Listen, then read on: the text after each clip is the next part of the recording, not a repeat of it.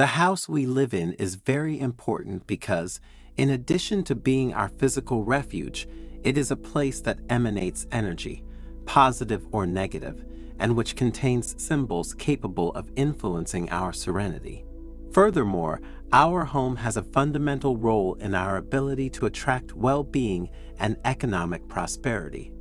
In the Zen story you are about to listen to, you will discover the 10 things to eliminate from your home so as not to take away your inner peace and avoid having financial problems. So stay until the end and don't miss even a second of this precious video.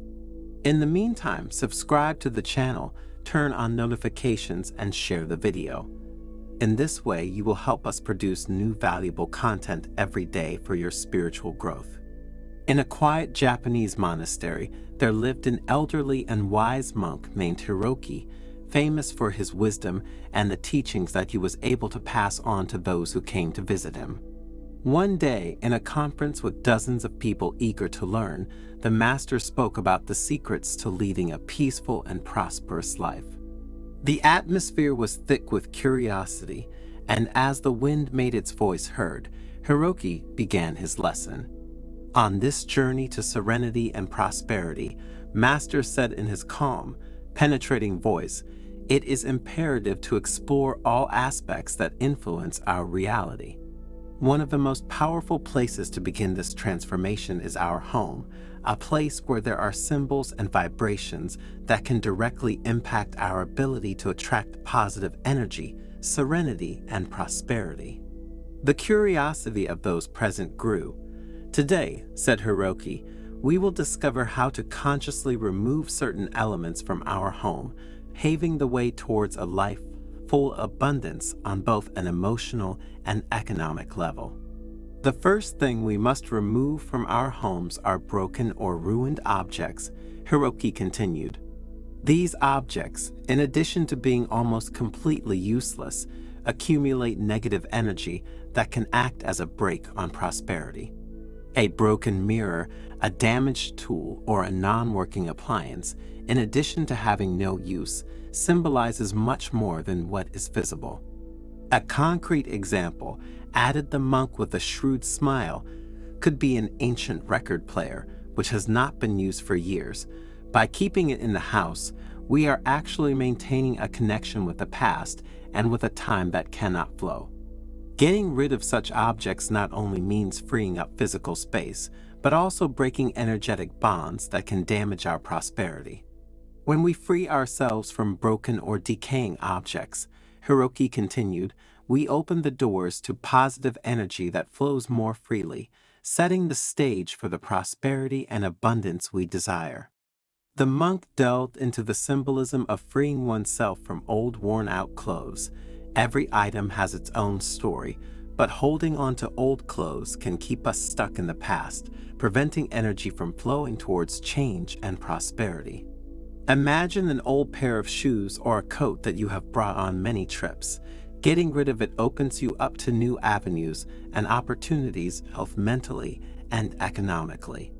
Hiroki, after making sure everyone was attentive, spoke about the importance of keeping financial documents in order.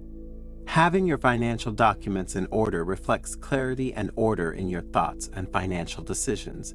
It may seem trivial, yet keeping these documents in order can radically change your economic fortunes. A tangible example, the monk suggested, could be organizing your tax receipts. Imagine having to deal with a messy tax situation with scattered documents and confusing data. Maintaining order in your financial documents is like creating a clear map for your future prosperity. Therefore, throw away the documents that are no longer needed and keep in order those that are still worth keeping. After having addressed the topic related to financial documents, the monk moved on to the world of relationships and emotions, inviting people to get rid of objects linked to past relationships or negative emotional burdens. Every object in your home carries with it an energy, whether positive or negative. Imagine an old gift given by a person with whom you have not been together for many years. Or think about the photos of past relationships which, often appearing before your eyes, generate memories that take away important energy from you to dedicate to the present. The energy of your home is a reflection of your emotional life. If photos of past relationships are dragging you into negative emotions, it's time to consider deleting them. By freeing yourself from these images, you will open the doors to new connections and positive experiences.